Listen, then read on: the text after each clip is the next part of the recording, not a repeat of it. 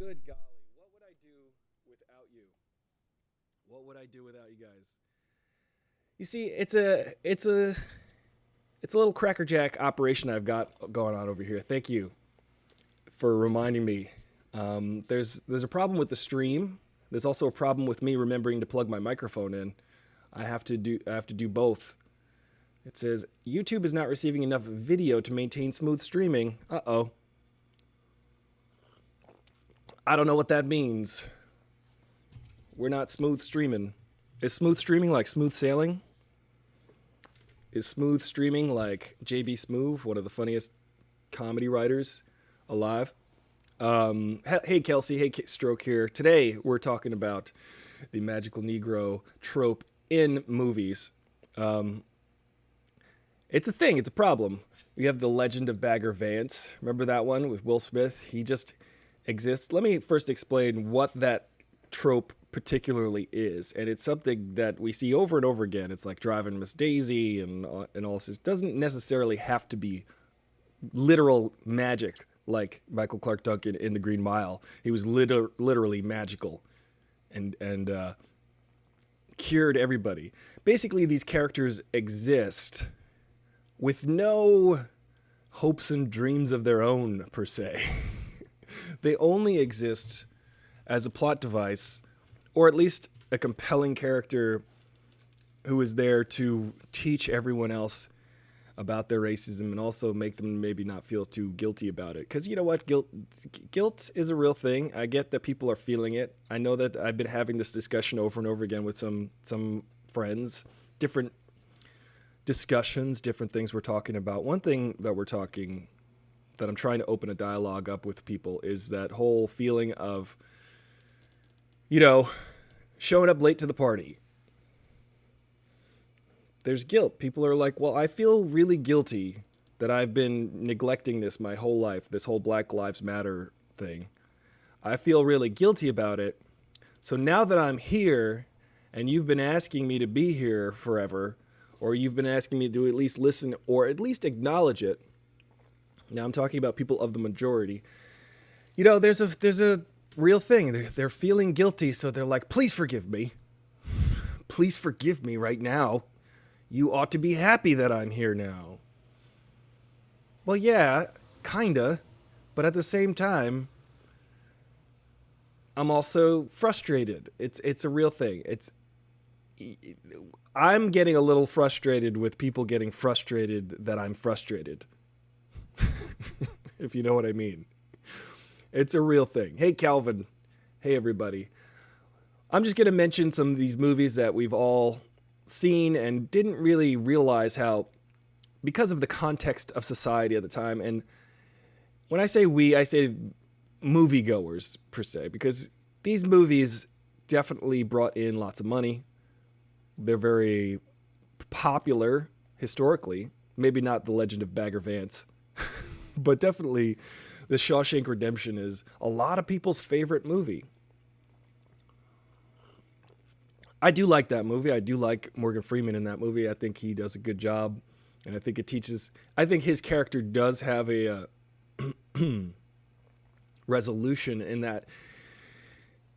Spoiler alert, 5, 4, 3, 2, 1. In The Shawshank Redemption, Morgan Freeman is ultimately set free because he has realized the error of his ways at some point.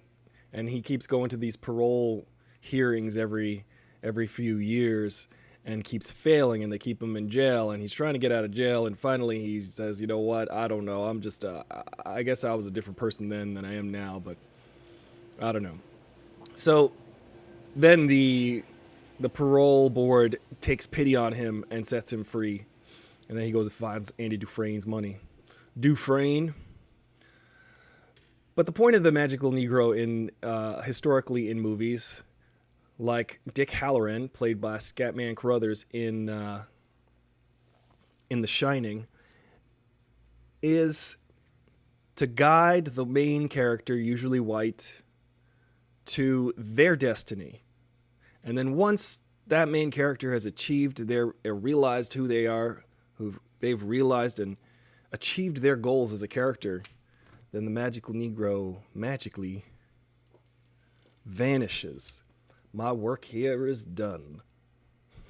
Because I exist only to serve you still in some way. This is a problem. But yeah, and no, I agree with you. Their frustration is real. The frustration is real. I just say to people who are sorry and feeling guilty, just, hey, hang in there. Feel the guilt.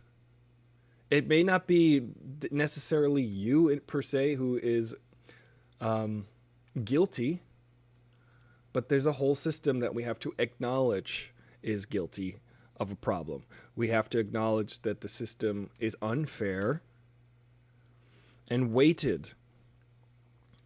And I get it. Like you hear that your whole life you've been treated perhaps favorably over someone else, and then you feel bad about that.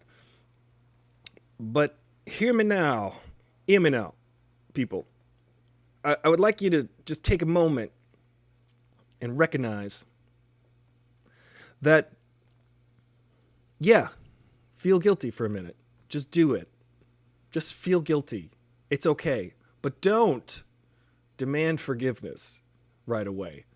You could feel guilty, say you're sorry, that, oh, I'm sorry that it took me so long to maybe catch on to this and maybe acknowledge that it's real, or just learn to appreciate the privilege and learn to also appreciate that some people have been underprivileged.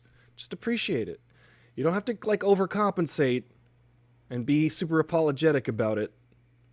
It's not like an individual thing. It's not you per se. It's all of these circumstances pressing up against each other, creating a situation that is the one we're in. So, yeah, you might feel guilty. That's fine. You might want to say you're sorry, and that's fine too. But don't be like, okay, now get over it. That just doesn't work that way.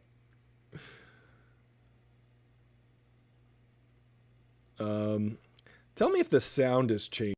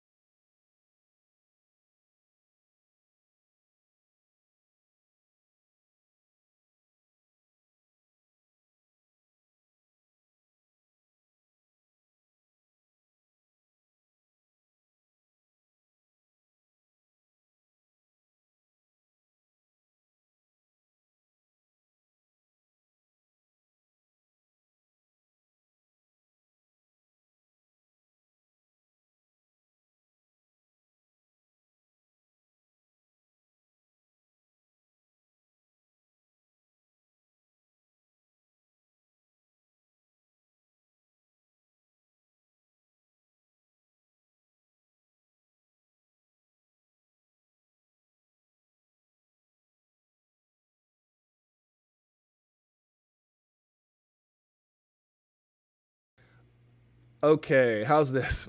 My bad, guys. Yes, got you. All right, we're back. Sorry, I was just saying how one day we'll be able to solve all of this racism and my technological problems, and then we'll just live in utopia and have nothing to do. We'll be so bored. We'll be just happy all the damn time. I'll tell you, that sounds actually boring. It's pretty good that we have problems, but it's pretty good that we have problems that we can work on. But I think there's also, it gets pretty bad when we don't have problems and then we create them. There's a lot of that going on. There's a lot of overcompensation. I was just saying how, it's good to feel perhaps the feelings that you're feeling about the situation. White folks maybe are like, I'm feeling guilty. I can't deal with this situation. I can't believe that this has gone on so long and I wasn't paying attention. And now I understand that my friends have maybe been feeling lots of stress through their whole life and encountering society in such different ways, encountering police, authorities, even like a bank loan or something like that, getting a job, going out on the street, just walking out on the street. Sometimes people feel differently, and you may not even understand what that's like in both directions. You might not understand what it's like to just go out on the street without considering the fact that you're black or brown when you walk out the door. there's a real thought that goes through your head. There's a real thought that you sometimes when you walk into a new situation, when you're black or brown, or you're like, you know, I'm 6'3". I'm a large dude. I also have brown skin. So I also got like lots of, like my head is mostly hair. My face is receding into a ball of hair. I'm just to say that my beard is overtaking the majority of my head. This might be intimidating to some folks. I don't know. Perhaps. But I consider that. I figure out ways to diffuse situations before anything comes in. Thank you guys thank you Jaffe, Tatiana, Ange, for being on top of the sound situation right away. That was good. I don't know why I forget to do that. I forget my checklist. Every pilot has a checklist. One of the fun facts in life is that pilots who use a checklist before they take off and land crash less. I'm gonna reference a Chris Rock joke, Chris Rock bit. Chris Rock said, you know, there's an expression people use about the police. About police brutality. Okay, well, the majority of cops are good, and he understands. Chris Rock goes on to say he understands how tough the job of police work is. He gets it. It's really dangerous. It could be dangerous. It could be tough. But when you have police brutality and these violent cops, there's always that saying, well, there's always going to be a few bad apples. But in a job like police work, Chris Rock says, you can't have any bad apples. You can't have any bad apples. And by the way, as an aside, a few bad apples spoils a bunch is the rest of that saying. I don't understand why they even use that saying. Oh, there's always a few bad apples, which means the whole system sucks. Isn't that what they're saying implicitly? I mean, guys, finish what you're going to say. It's like saying, you know, what happens in Vegas or whatever. It's a saying. I always like saying, you know, women can't live with them. There's always a few bad apples, he says. And he mentions that you can't have a job that has a few bad apples. All the apples got to be good. Like, say, airline pilot. Everybody's got to be good at airline pilot. Most of our pilots like to land, except we got a few that like to crash into the side of mountains. I saw another comedian talking about a few bad apples. It might have been John Mulaney.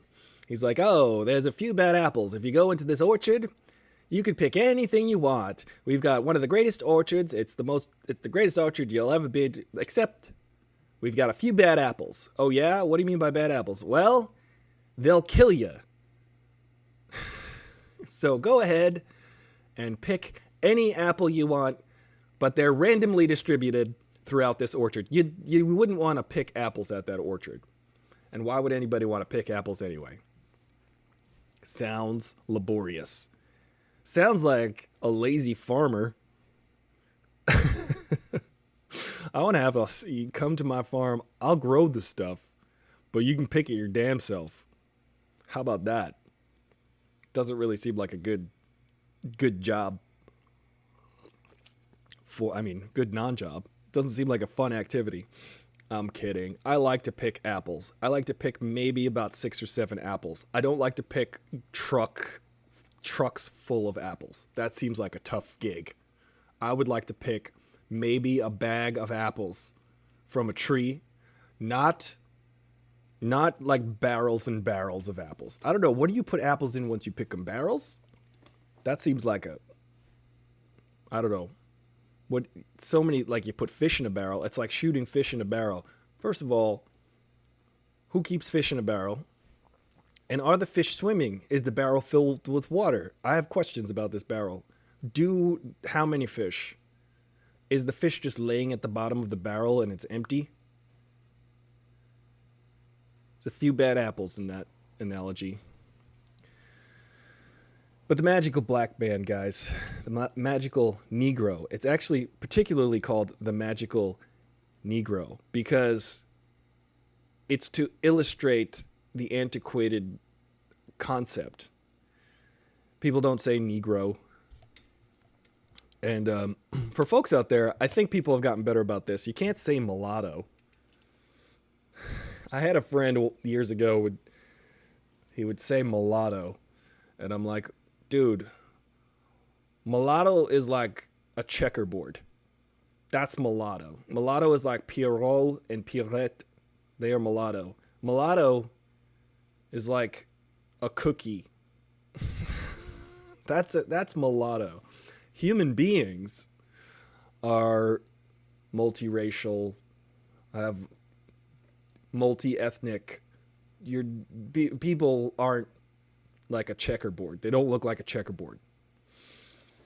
I don't know, but I'm having fun talking about this stuff this last week or two because it's stuff that's been on my mind my whole life that you just don't think you could really mention to people because they're like, oh, well, I don't know about that. I got to tell you, that's the most annoying thing that I would get when I'd be like, I feel like when I was pulled over those 3 times in 24 hours, when I had braids down to my shoulders, when I had what looked like dreadlocks, I feel like when I was pulled over 3 times by police officers in 24 hours, I don't know, there might have been like, maybe there was like, I don't know, maybe they were profiling?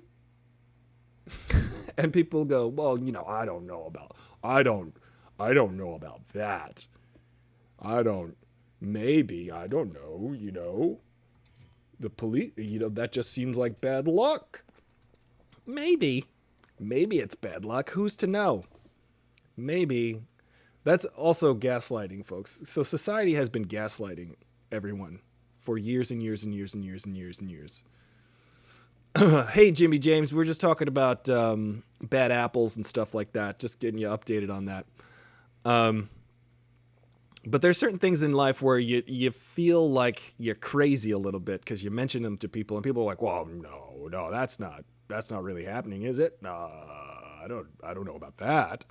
And then sometimes you just go, okay, well, maybe I'm just crazy. Or I am brown in America. Or that. It could be.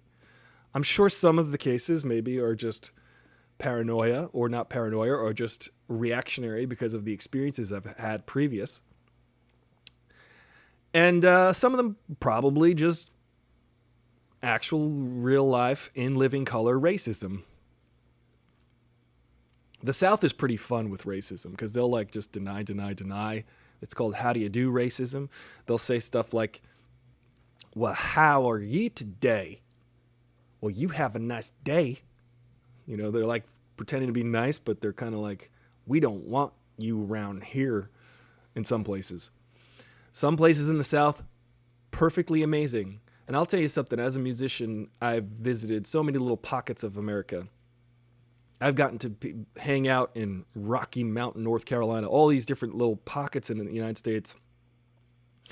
And as artists and musicians, there's a camaraderie that you don't get in the general public. You just don't, because artists and musicians kind of dig each other on account of how good their art and music is. We don't judge each other necessarily at all, really. I mean, I'm sure there are outliers, but I would say the main thrust of artists and musicians and artisans, we all dig each other's work, and we actually get closer to the whole idea of the content of one's character. There's something to it. I can't imagine you could be a drummer or a blues guitar player without loving some of the incredible black musicians that originated blues guitar and bluegrass music and a lot of this stuff, and the originators of jazz. Even the rock, and the Beatles were like trying to get on the radio. I mean, the Beatles were easily put on the radio more so than a lot of their predecessors. In every interview the Beatles gave in the early 60s, they were like, who are your influences? And they're like, Little Richard, Chuck Berry. These are our influences. And people are like, shh, don't say that. This is America. We don't want people to know about all this crazy stuff going on in the subculture and the black music. The Rolling Stones were not played on American radio in the beginning because Mick Jagger, get this, sounded too black. This is a real fact. That Mick Jagger sounded like he was like too black and people would not be able to handle the blackness of Mick Jagger. It's because Mick Jagger's got soul. That's another thing people don't recognize. Anybody can have soul. Soul people, people make fun of white folks because they go, like sometimes the music doesn't have soul, like Michael Bolton. Let's just make fun of Michael Bolton right now. At least he can make fun of himself. But Michael Bolton, folks like that, you're like, eek. It's so safe. If you're talking about Michael Bolton, you're talking about the dude who took all of Little Richard's songs and changed them into like very non-sexy versions. What was that guy's name? Let's see. I forgot it, but I'll remember it in a second. Let me just catch up on this. I feel the intimidating brown person thing when people hear me, very soft-spoken, they're cool, but when they see my 5'9", 195-pound ass, it's a different story. Instant taken abackness. Yes, Angie, I know. I'll tell you, on the phone, people react differently to me than in person. So this is actually a measurable thing that I've noticed in my life. People will act differently on the phone with me than in person. So maybe that says something. Yeah, Little Richard, the architect, the self-proclaimed architect of rock and roll, and who's to argue with that? Definitely Chuck Berry. There's no question that Chuck Berry, as paraphilic as that guy was, I'll say, he created the whole concept of rock and roll. And it's a travesty. It is an injustice that people say Elvis is the king of rock and roll. He's not. Guys, dig this. Elvis, amazing, charismatic dude. I have the utmost respect for Elvis's musicianship. He was actually a pretty decent musician, great performer, charisma for days. But guess what? He was the appropriation. He was the symbol of appropriation for rock and roll, which was already happening in a big way before Elvis came along. But the gatekeepers, the arbiters, of media at the time in the 50s were like, how do we take this music but repackage it and sell it to white people or sell it on a massive scale in a white vehicle? And let's just find the most charismatic, talented people like Elvis to just repackage it. And when Elvis was dancing in Jailhouse Rock and he's got that guitar on, he's got a guitar on him. He didn't know how to play that guitar. I don't know. He was nothing but about 20 years old. He is dancing around and he had a guitar on his shoulders. And you take Chuck Berry, who could play the guitar like he was ringing a bell. This dude, Chuck Berry, invented how rock and roll guitar is played. Before Chuck Berry, people did not play the guitar the way they do to this day, with all the power chords and the rock and roll and the feeling of horn sections on the guitar. Before Chuck Berry, nobody even could conceive of that. Rocking around with his signature moves, his dance moves on stage. This dude could play the guitar and dance and created rock and roll. Wrote the songs that people would later sing as the foundation. And Little Richard was in the same scene coming up with Chuck Berry and all of them. But what they did was they they suppressed that from being the mainstream, and they appropriated it, gave it to Elvis. Elvis was like the poster boy for rock and roll for the longest time. And I hate to burst your bubble on that, but he just wasn't. Elvis, I got respect for him. As a musician, I have respect for Elvis. As the king of rock and roll, we got to throw that in the trash. That's not true. He was a part of it, but he was definitely more packaged. Chuck Berry shot like through the stratosphere with his abilities that were just undeniable. Tatiana says, I have some friend who gets mad at me and they call me mulatto, and I ask them to stop and explain. They get all puffed up. Yeah, see, that's the problem right now. It's like people don't understand. Thank you, Stroke here. Thank you, Shy, for joining. I appreciate your voice. I appreciate everyone sharing their voice. I appreciate you, Tatiana, telling us how you feel about when people get frustrated with you that you don't give them what they want. That's really what it is. People are like, you're supposed to give me what I want. I want this from you. Give it to me. I'm used to you just giving me things that I want. This is what they're saying. When people say, listen, I know now the problem, even though last week I didn't. Now I know, so forgive me. Don't make me feel any worse than I do. That's what they're telling you. But it's like, hey, listen, you got to work through those feelings then. I'm not going to be here and just say, I'm sorry right away. I'm not going to say, I forgive you right away. I can't. It's hard. Imagine you were telling someone to clean their room or whatever.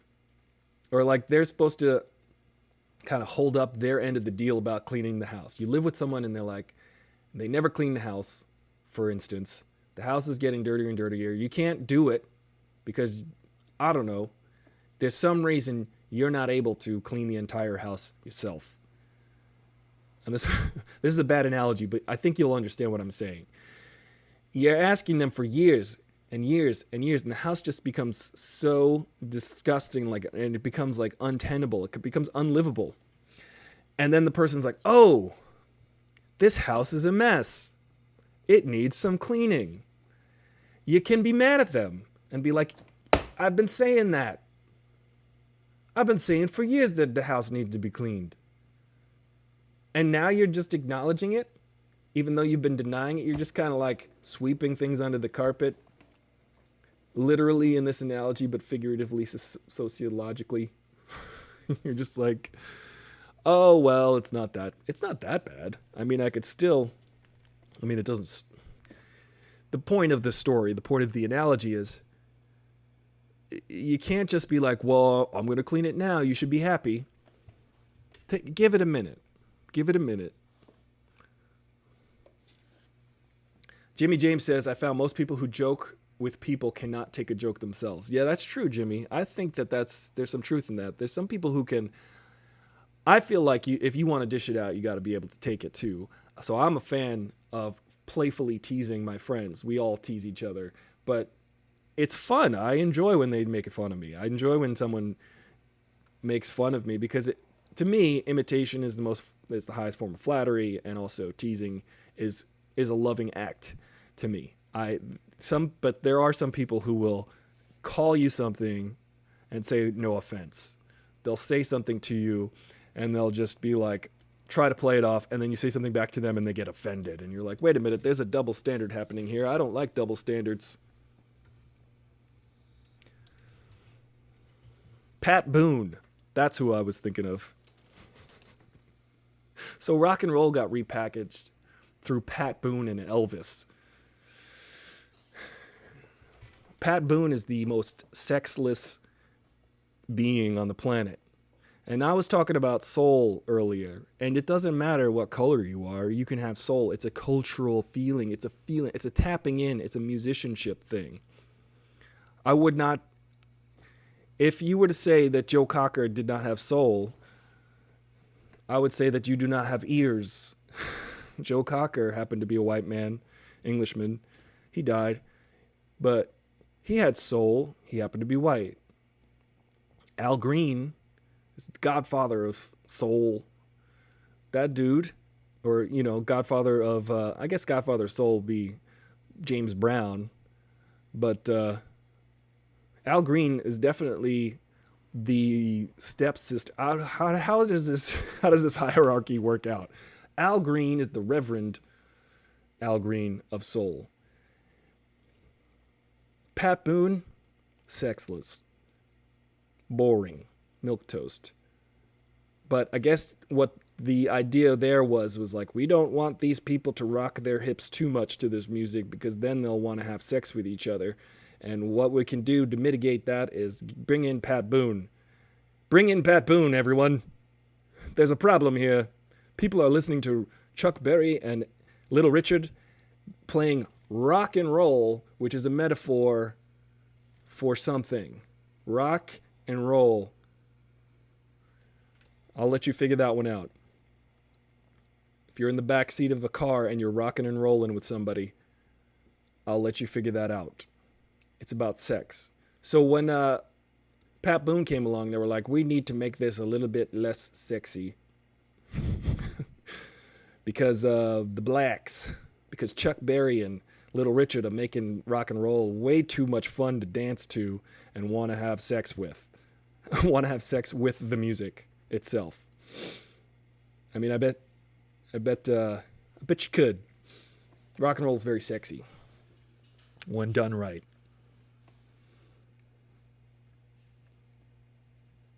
Yeah, Little Richard, we miss him. Yeah, you gotta get no offense out of your vocabulary, because when people say no offense, there's been a fun TikTok going around that I've been watching where they say,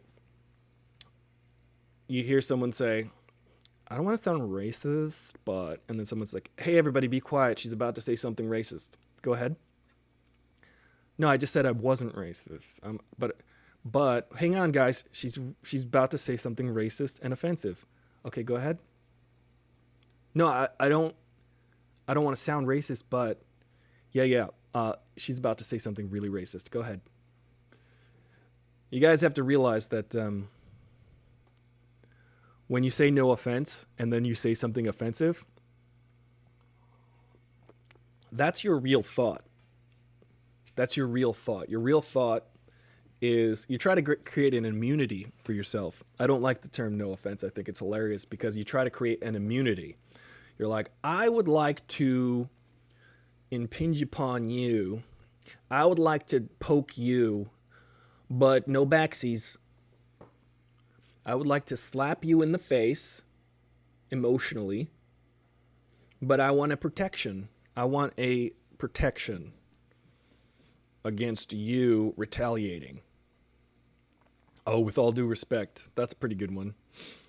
I'm straight up like, if I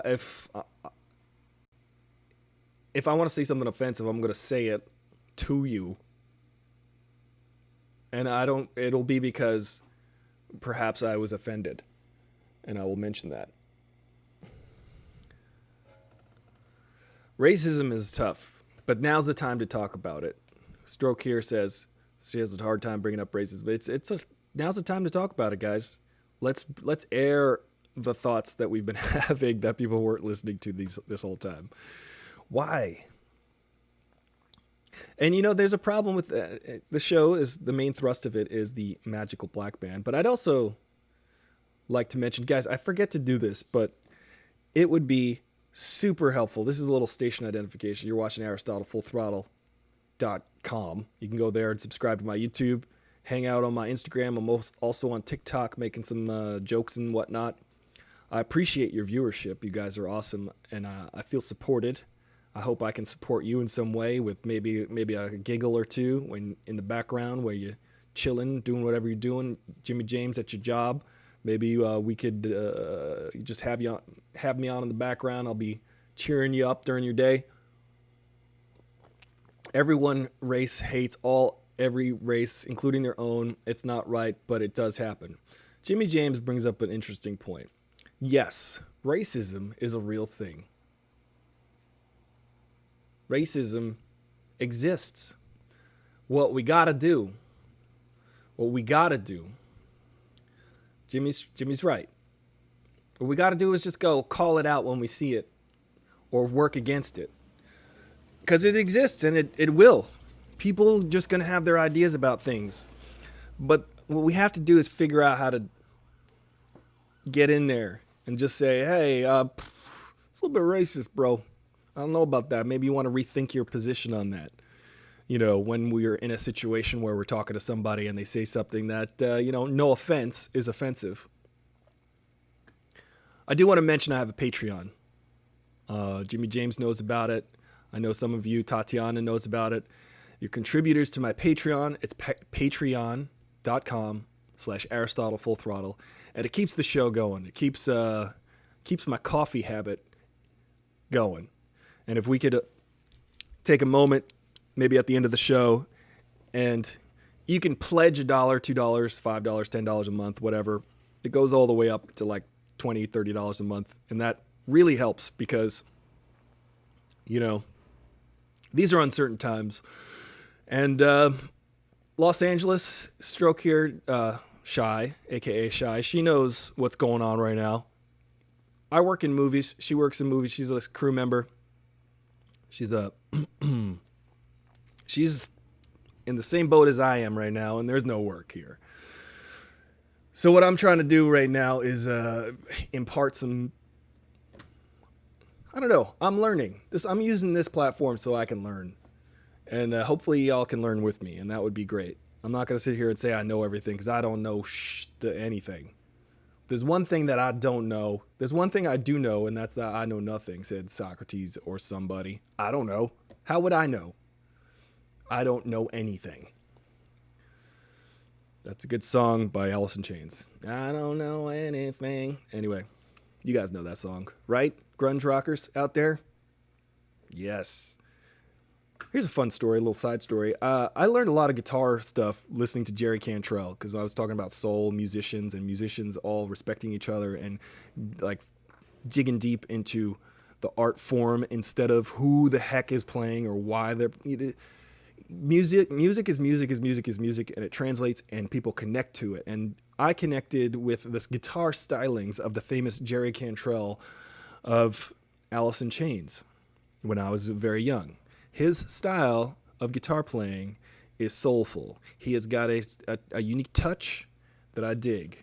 And there are so many guitar players that I've grown up listening to. Robert Cray and, Robert Johnson. Going back to Robert Johnson. And I went back to Robert Johnson because guess what? When I was a kid, I would read the books, the magazines, the Guitar Worlds, where Jerry Cantrell was talking about his guitar playing. They're like, Jerry Cantrell, where did you learn how to play guitar so good like that? He's like, well, I listened to Robert Johnson, and I listened to Robert Cray, and I listened to Jimi Hendrix, and I listened to all these famous, and he just listed a litany of guitar players, most of whom were black blues musicians.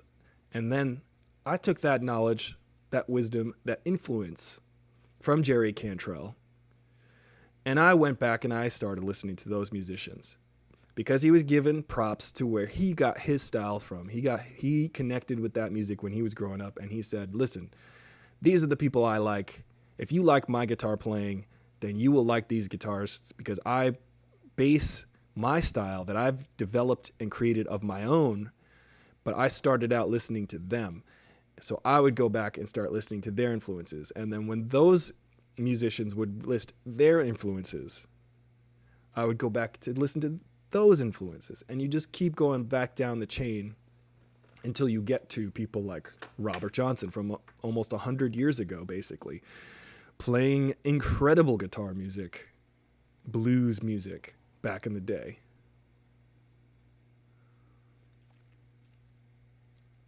I used to, let's see, let me catch up on some of these here. I'm guilty of saying I don't see color, but I don't think it was associated. Yeah, so that's the one thing I think we need to realize is that I think a lot of people try to get out of the situation of feeling guilty by saying I don't see color, or they, some people might now be like, everything's equal, everything's fine. I treat everyone equally, and it's like, well, we do have differences as individuals. We do have differences as groups. So it's important to look at each other and say, hey, these are differences we have. How can I learn about the different experience that you've had? How can I learn from you? Clearly, you've had a different experience than I have. I'd like to know how you've dealt with that. I'd like to have a little insight. Or you can read some books. You can read Invisible Man by Ralph Ellison. It's a good book. I connected with that book. You can read all sorts of authors and incredible American artists, writers, musicians.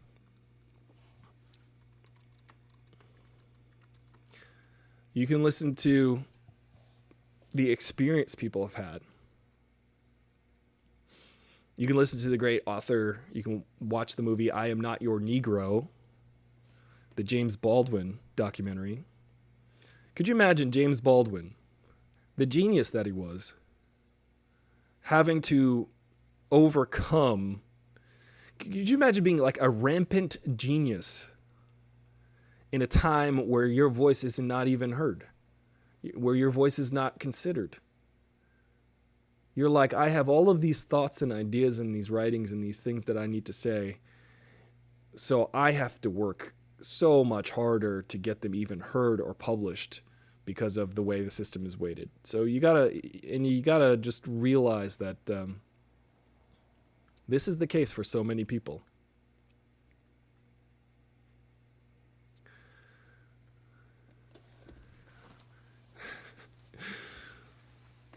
I'm just catching up here. Bobby Caldwell. Yeah, there's a lot of great musicians that it doesn't matter, guys.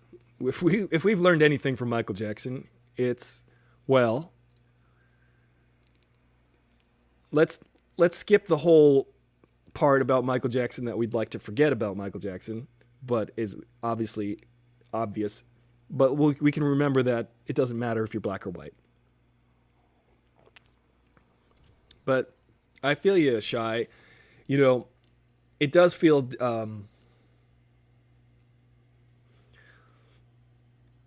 it's tempting to say you don't see color. It's tempting to say that we don't see the differences between us, but there are different experiences that we have, and there's just differences. And that's okay. So just because something is different than you doesn't make it any worse or better. It just makes it different.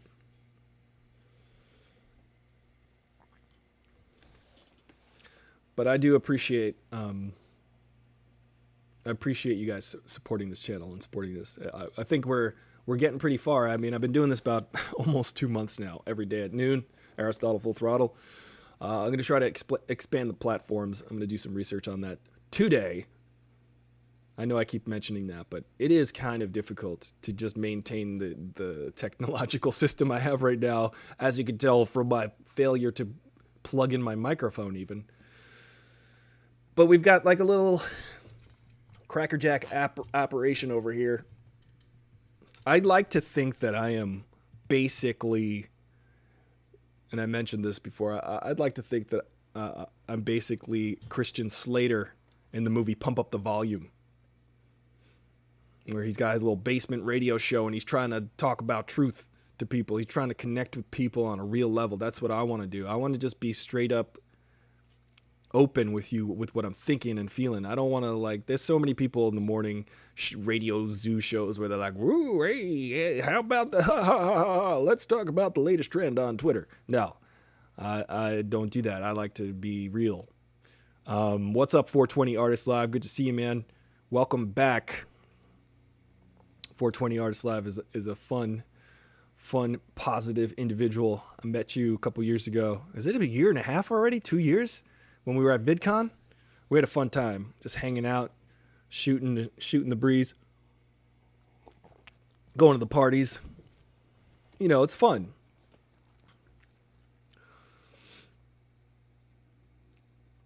You want fries with that? 2 years. Dang. Yeah. It's almost VidCon time in a parallel universe that doesn't have coronavirus. I'll tell you, the magical Negro trope, I just want to finish up on that topic. It's a problem in movies that we see.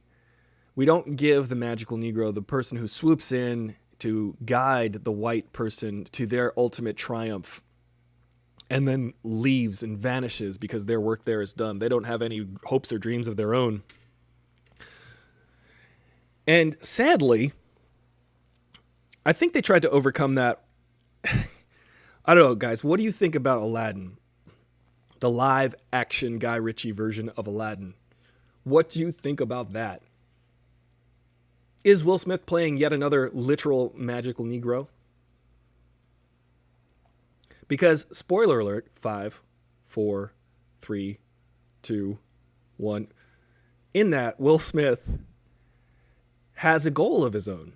The genie has a goal in Aladdin. He wants to become a real boy one day and give up his powers. But, and he does achieve that goal. So he has a goal of his own, not just that to serve his master. It's a little problematic. It's a little weird. Also, I just don't like Guy Ritchie that much. I don't like his movies, guys. I don't know why. It's just not my thing. I get that he has an aesthetic. Guy Ritchie has that aesthetic of, look at us, all dapper, handsome, middle-aged men with our ties and our jackets and our suits, and we all look handsome together, and we're all handsome. We're all smoking. We're all dressed in tailor-made clothing, and we're all silver foxy, graying, handsome fellas. That's pretty much every preview for every Guy Ritchie film. A bunch of handsome white fellers. But hey, it's an aesthetic. People like it. People want to feel like they're hanging out with a cool group of white dudes. I don't know. It's fine. I think there needs to be an equivalent to that. I feel like we were getting close to that with like Boomerang in the early 90s, guys. You know what I'm talking about? Eddie Murphy. There was something I watched the other day that was really powerful.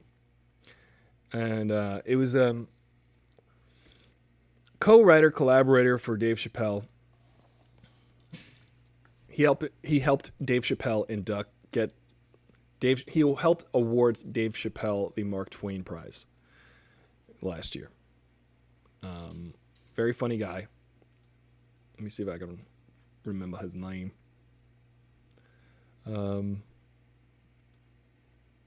But he was talking about how he was in Eddie Murphy's house. And Eddie Murphy has like a palatial mansion.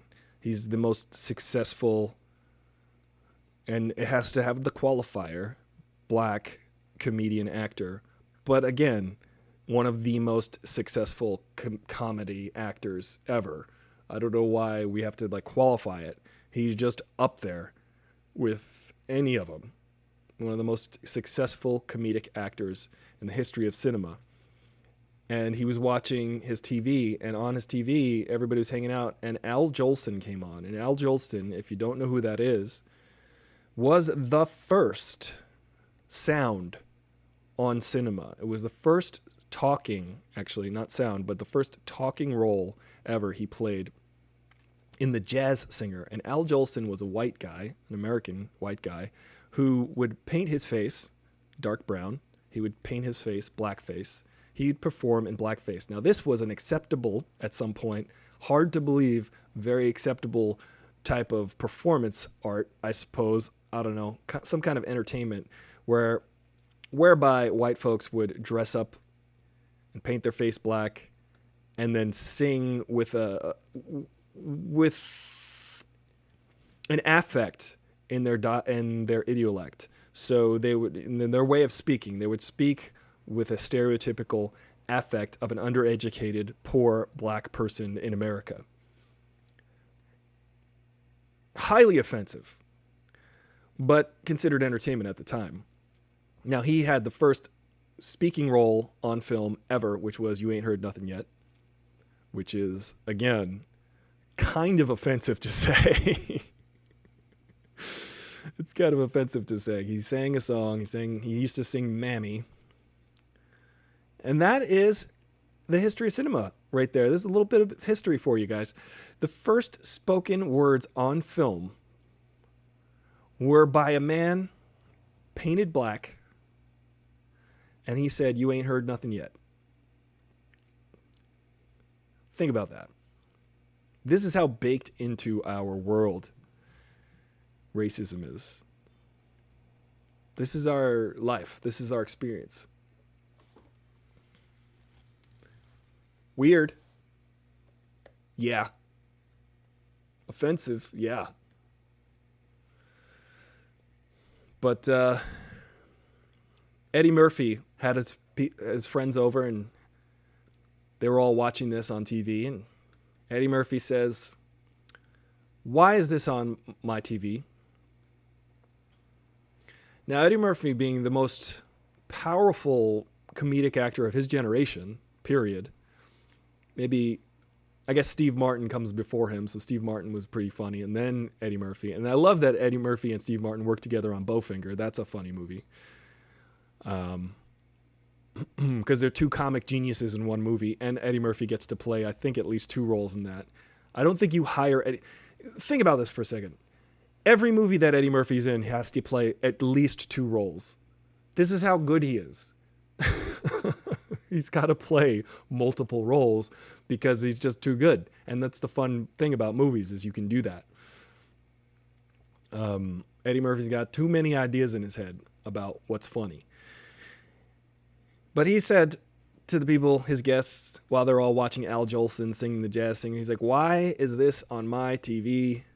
How is this possible that I can be so rich, I could be so powerful, also happen to be black, yet this guy 100 years later is still being played on a TV in my house?" It's kind of an interesting point that he was juxtaposing. It's like, sure, maybe we've come a long way, but have we? Because it's right there. It's right there on the TV, reminding us. Oh yeah, Anja, no, I like Bowfinger. It's so funny. I love watching Eddie Murphy just dive into a character, the way he just completely becomes a different person. It's just really, it's uncanny. I can't tell you how hard I laughed when I saw The Nutty Professor, the first one. I was dying. It was just ridiculous. The whole family. Rhetorical Video says Genie gets family in the end. Yeah, so he does get a character arc. I didn't necessarily love Aladdin. I did like it. The thing about Aladdin, we've only got a few minutes left, but the thing about Aladdin that I found interesting is that it was hard to watch the first 45 minutes. It was just watchable. And then when Will Smith shows up, the movie gets better. And that's the thing about Will Smith. We got to recognize certain actors that when they show up, the movie gets better. One is Will Smith. Another one is in any Marvel movie, when Robert Downey Jr. shows up, the movie just gets better. Whenever Will Smith shows up in a movie, the movie gets better. When Will Smith punches an alien in the face, we're all on his side. I think that was a good moment for history when Will Smith took down an alien, punched it in the face, said, "Welcome to Earth." That's one of the best moments in a okay movie. Angelo says, and the fact that Genie was a slave, the original actually my favorite Disney movie, and I desperately tried to like this one, but my ancestors wouldn't let me. I feel you on that. Believe it or not, guys like Al Jolson and Fred Astaire believed they were paying tribute to the black heroes whom they were inspired by. The racism was so pervasive. Yeah, I gotta say, yeah, it's a weird situation. If that's your feeling of how to tribute to those folks, why not just get those folks to sing and play and dance? It just speaks to the weird, bizarre culture from 100 years ago that you're sitting there going, we got 2 minutes left on Instagram, guys. If you want to continue the conversation, go to AristotleFullThrottle.com and then type in /live at the end. I think you'll find that the live stream there. Go to AristotleFullThrottle.com and we'll finish up the discussion there. But folks on Instagram, thank you for joining me every day at noon We talk, we chat, we hang out. 420 Artist, V, Jimmy James Cordova, all y'all folks, Kelsey, Kayleen, Shy, everybody. You guys are awesome. You guys are great, and keeps the show going. It feels like we're building a community. Actually, I'm really inspired by this because a couple months ago when this Corona hit, we were all locked down, and I was like, oh, well, what I'm gonna do? There's no friggin' work right now. And this is what I've been doing. I've been doing my YouTube channel for 4 years now. Can you believe it? I've been doing YouTube for 4 years. YouTube is kind of weirdly antiquated right now, and I'm on TikTok, and I'm expanding to Instagram. But what the point of this is I want to reach out to y'all, and I want us to all come together and form the community that we've been forming and the camaraderie that we have. And I think the general vibe of what we do here is earnestness, reality, being real with each other, just being geeks about movies that we love, being geeks about culture, enjoying sharing our experiences with each other. It's meaningful. It's enriching to the soul. And if we're going to talk about soul today, let's talk about how you build a soul. And that's by looking inward, using that empathy, using that critical thinking, trying to imagine what it's like to be someone else. And if you could do that, you've got it figured out. Thank you guys on Instagram. I'll see you tomorrow.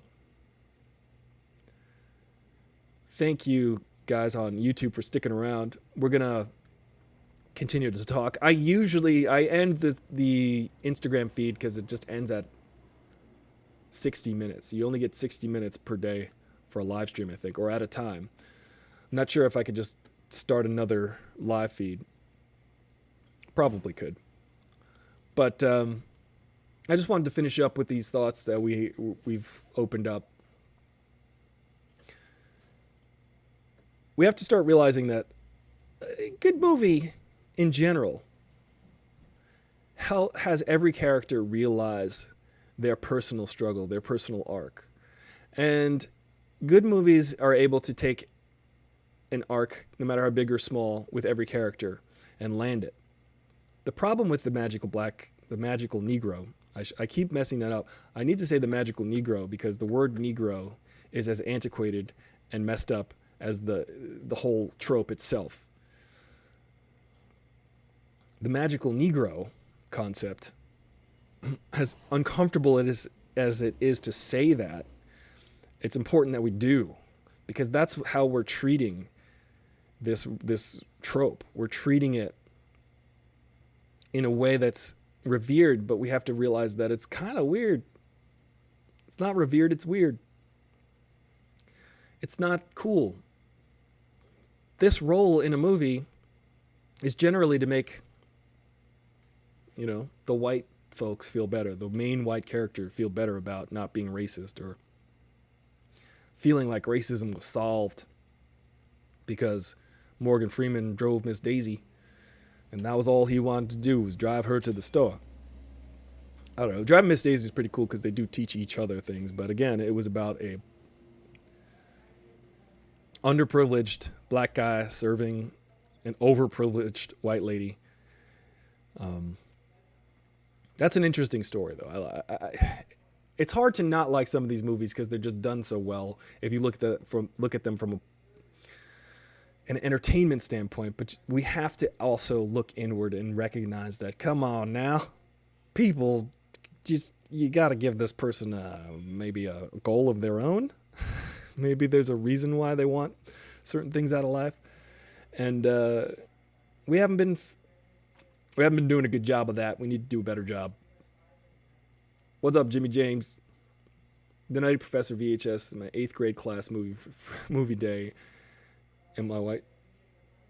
Yeah, it's a funny movie. The Nutty Professor was just so ridiculous. When Eddie Murphy was just riffing on those jokes with himself, sitting all around the table, I could not believe how funny that was. Just unreal. And I think Eddie Murphy is an interesting case study because he's one of the most successful comedic actors of all time. Yet he seems to be bowing out of the mainstream. He seems to be bowing out of how revered he is as a stand-up comedian. He changed the whole idea of stand-up comedy. Before stand-up comedy, now you look at it, before there were about 2 or 3 people who really changed the whole concept. Richard Pryor and George Carlin in the 70s and the 80s. Richard Pryor and George Carlin are like, they changed everything. There was a punctuated equilibrium. Those guys came along and they started introducing incredible levels of thought that people were not experiencing. Richard Pryor is incredible at telling his life story. He tells the most painful stories in the most hilarious ways. If you get the chance to watch any of Richard Pryor's stand-up live on Sunset Strip, all that stuff, I defy you. I hashtag defy you to hashtag try not to laugh. And then Eddie Murphy came along and it became like a rock concert. If you look at the movies, Eddie Murphy did Raw and Delirious, and those movies where he was dressed questionably because it was the 80s in those weird leather suits, but his level of performance, his level of dedication and energy that he brought to stand-up comedy was never seen by anybody before. And then he just went right into movies and became like this big, huge movie star, hilarious movie star. He was like an event. Eddie Murphy, it was an event when I was a kid. It was like, okay, here comes another Eddie Murphy movie. Get ready to laugh. And I think he did a lot of hard work becoming a leading man for all those movies like Boomerang and whatnot. And we get to appreciate that what he was doing deliberately, which was creating characters who not necessarily, it wasn't necessarily because they were black characters, but it was also a part of the character. Their life wasn't some circumstance because they were black necessarily, depending on which movie you're watching. That's a problem we have a lot with a lot of these movies, is that you got characters who are black, and that's a major story point, whereas it shouldn't be a lot of the time. Obviously, we take it into consideration. It should be maybe a part of the story. It should be a part of the character's experience, but maybe not a part of the reason the story exists. But I have thoughts on these things. Yeah, when Eddie Murphy was on SNL, he killed it. He came back and he showed how it's done. My favorite part about Eddie Murphy on Saturday Night Live was that he came to the show after not hosting in, 25 years, 30 years or something like that, some ridiculous amount of time. He came onto the show and owned the show. When he was a cast member in the 80s, in 1982, or 3, or whenever it was, early 80s, when he was a cast member, it became the Eddie Murphy Show. Saturday Night Live, week to week, was like, what's Eddie Murphy going to do this week? What is 20-year-old Eddie Murphy going to do this week? And he didn't have any compunction. He didn't have any hesitation to own every sketch that he was in. I don't know if there's an actor, a black actor before him, who was like, I'm going to own this show in a way that people are just going to have to accept. What I mean by that is, I feel like he's just a force of nature that you cannot, he's unbridled. You cannot contain Eddie Murphy. He will take over your show. It will become the Eddie Murphy Show. Oh yeah, Jimmy James Cordova likes Eddie Murphy's music. What's up with you? What's up with you? Remember that song, What's Up With You? Eddie Murphy is a good singer, although I don't know if that's the thing he's the best at. You know what I'm saying? Yeah, Eddie Murphy did Mr. Robinson's Neighborhood. What a great throwback. And how friggin' relevant is that today? It was just a very funny, the way they updated it with the flat screen TV and all of that stuff. It was just really funny. Mr. Robinson's Neighborhood. It's an illustration, guys. Mr. Robinson's Neighborhood is an illustration of a lot of this society's ills. It's hilarious. We laugh at it. We look at it and we go, oh, look at Mr. Robinson stealing the TV off the front. But it's like, what are the circumstances in which a Mr. Robinson is created? He's still in the same apartment because of rent control, which is hilarious. But what are the things that create a Mr. Robinson? That is what the thing is. That's what we're laughing at. We're going, look, there's a situation that is somewhat identifiable, and there's an internal logic to Mr. Robinson. There's an internal logic that we get, that it's like he's trying to hustle. He's trying to figure out a way to live. He's trying to figure out a way to live in this society. If you want to break down Mr. Robinson's Neighborhood into an actual sociological study, this guy wanted to figure out a way he could function in society, and this was the best he could do in his neighborhood. And he was doing good. He's doing well. Always trying to get away with it, though. Very funny. But it is a snapshot of how Eddie Murphy has his finger on the pulse. I'll also mention, by the way, this is a fun little bit of trivia. My mom taught in the school that Eddie Murphy went to, the high school. I've mentioned this before, but there's some famous ass people that came out of the high school that my mom was a teacher at. My mom is now retired, but she taught at Roosevelt High School on Long Island. Here are some of the incredibly famous people that have come out of that school. That high school, Howard Stern went to that high school. Incredibly famous. Eddie Murphy, icon. Dr. J, one of the greatest basketball players who ever played the game, came from that high school. Public Enemy, guys, Public Enemy, Eddie Murphy, Howard Stern, and Dr. J all went to the same high school. Not at the same time. Over the course of like 10, 15 years, they were all graduates of that high school, or all went to that high school. I think Howard Stern, for his senior year, went to Rockville Center for his senior year. But Howard Stern to this day talks about how he felt marginalized in the society that he grew up in as a kind of a tall, lanky, white guy in an all-black neighborhood. And but he says it with reverence. He mentions that because he is grateful that he got that experience and that exposure to a culture. But he always jokes about how much he hated it, being the only person who was white. But that it's like what he's doing is comically illustrating that that's what it's like for a lot of black people growing up in an all-white school district, for instance. I listened to Red Flag with Snoop Dogg by Eddie Murphy. I'm going to check out Eddie Murphy's music now that you say that. Eddie Murphy was really good in Dreamgirls. Should have got an Oscar. I don't know why Eddie Murphy hasn't gotten at least...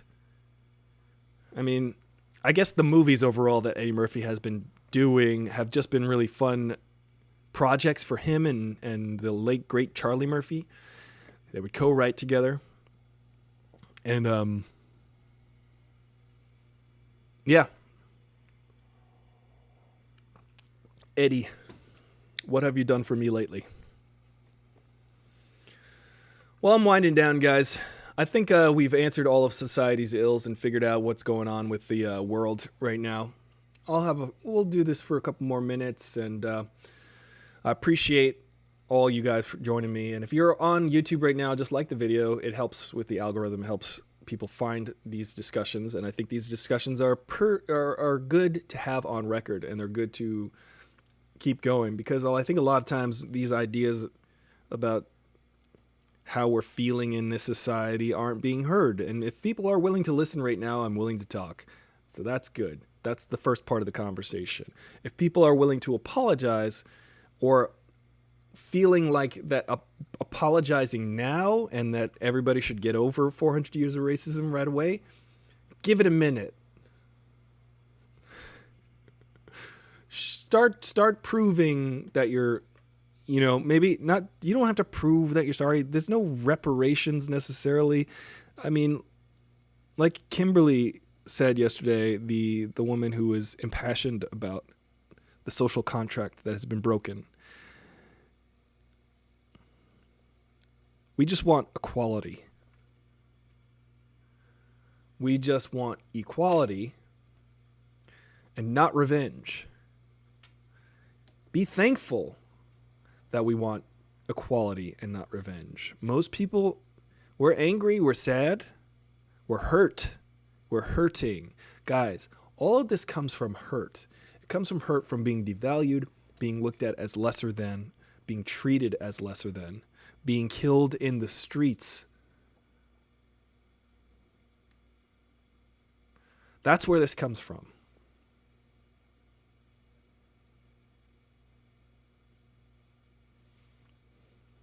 It's a lot of pain. It's a lot of hurt. It's a lot. So let's have patience with each other. Let's do what we can to come together. If you're feeling guilty and you happen to be white, if you're feeling guilty, process the emotions. Try not to put a Band-Aid on it by overcompensating, by maybe like just tweeting about how bad it is in society.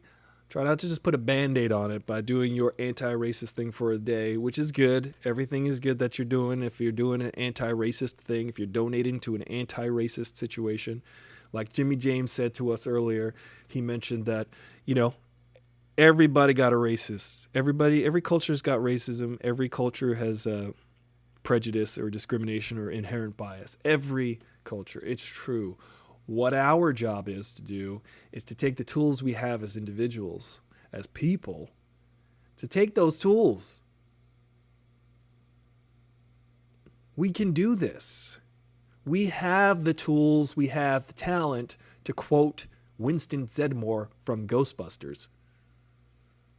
We have the tools, we have the talent. We're better than this. Humans are being silly right now, and since forever. What are we even doing? We are a global society. Why are we going to say this person is that and that person is that? Why are we going to say that, oh, these people are better and those people are better? My freaking thing about the white supremacist movement, that is actually a real thing in the United States.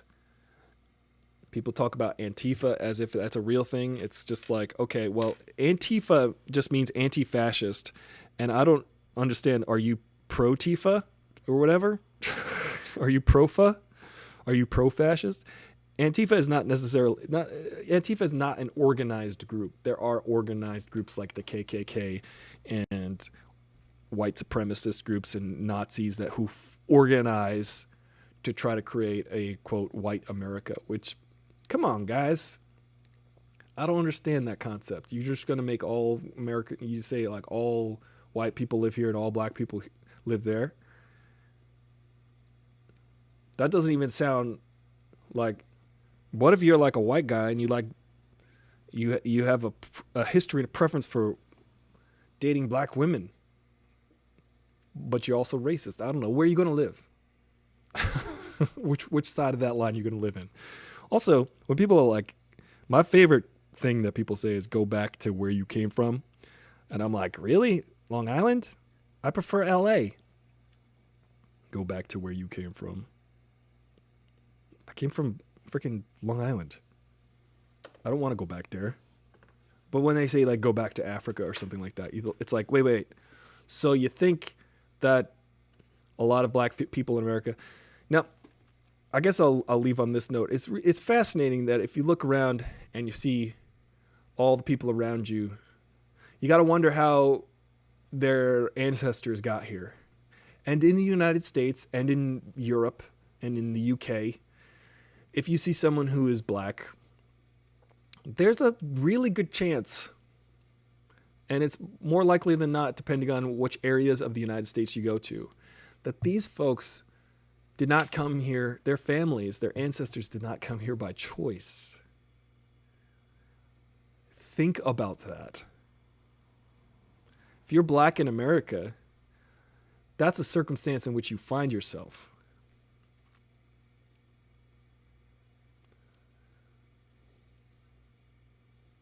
It's not necessarily, that's not a choice.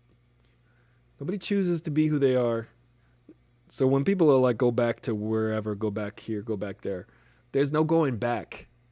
People People were brought here against their will. Many thousands of them died. Many, many, many, many people have died. So here we are. This is the reality we live in.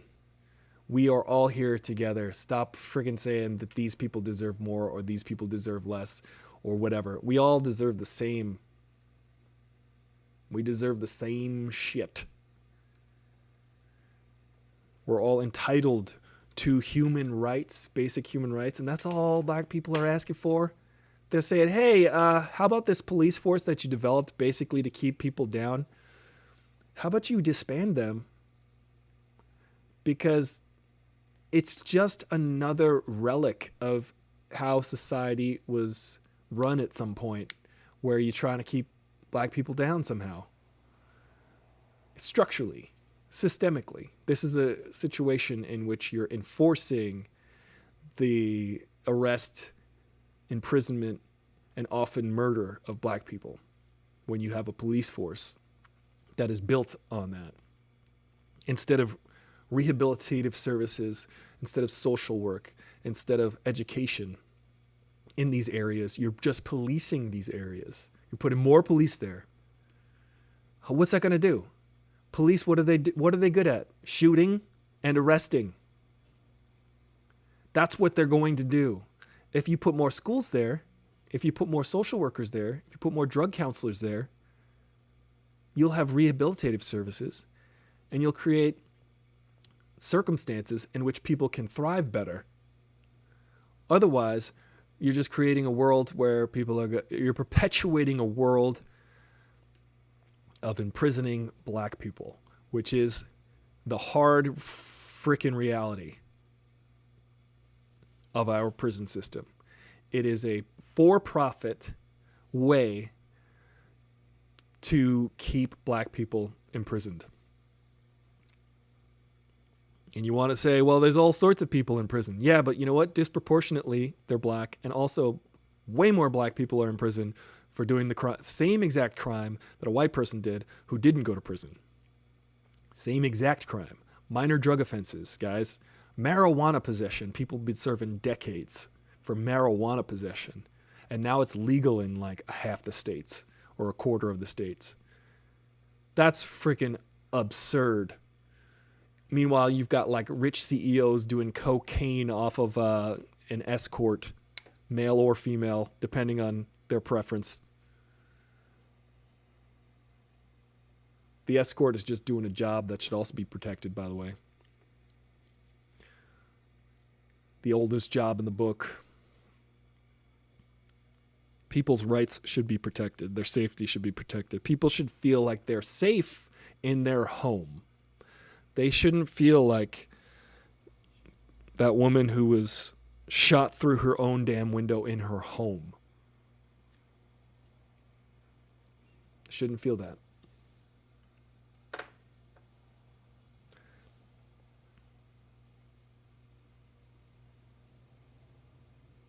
Thank you, guys.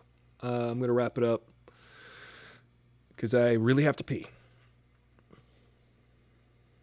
Support sex workers. Yes, Anja, no. Sex workers, I'll leave you with that actual important piece of information. Yeah, sex work is the oldest profession. It's not even a joke. It exists. It's always existed. Guys, well, whether you're morally for it, morally against it is irrelevant. It exists. It's a thing. People do. It's a way that people can make money and support themselves and support whomever. And these people ought not be judged by you or anyone, but they should be protected because otherwise it's a dangerous business sometimes. And they get arrested and they get thrown in jail. And these folks who are just doing the oldest profession, they're doing a job that has always existed and it always will. So guys, you gotta, it's another issue, but it's an important one. Support sex workers and their safety and their rights and their income. Y'all have a good day. I appreciate you. Thank you so much for stopping by. I'll see you tomorrow at noon. I'm Aristotle, Full Throttle. Your bro.